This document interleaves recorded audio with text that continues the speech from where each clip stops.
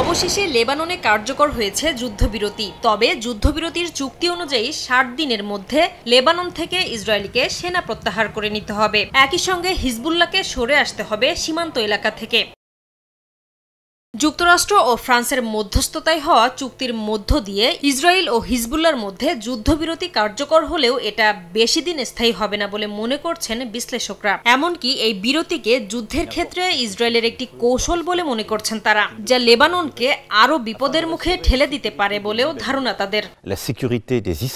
এদিকে যুদ্ধবিরতি ঘোষণার আগের দিনও হিজবুল্লাহর অবকাঠামো ধ্বংসের নামে রাজধানী বৈরুত সহ লেবাননের বিভিন্ন স্থানে বোমা হামলা চালিয়েছে ইসরায়েলি বাহিনী। এ সময় ওইসব আবাসিক এলাকার বহু বাসিন্দা আতঙ্কিত হয়ে ঘরবাড়ি ছেড়ে পালিয়ে যান। যুদ্ধবিরতি কার্যকর করার আগে এভাবে হামলার যৌক্তিকতা নিয়েও প্রশ্ন তুলেছেন বিশ্লেষকরা। এদিকে এই যুদ্ধবিরতি কার্যকরের পর ইসরায়েলের বিপক্ষে নিজেদের জয়ী দাবি করেছে হিজবুল্লাহ। এমনকি ইসরায়েল যদি নতুন করে হামলা চালায় তার জবাব দিতে প্রস্তুত বলে জানিয়েছে গোষ্ঠীটি। লেবানন যুদ্ধ নিয়ে ইসরায়েলের বড় ধরনের পরিকল্পনা ছিল, তবে যুদ্ধ চলাকালে তাদের সেই লক্ষ্য পূরণ করতে পারেনি দেশটি।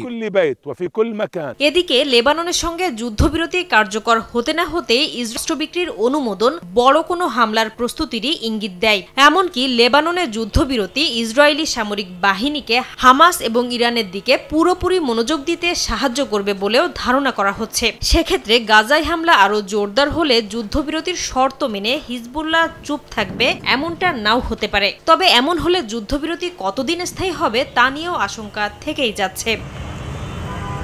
নাসরিন রুমি, সময় সংবাদ।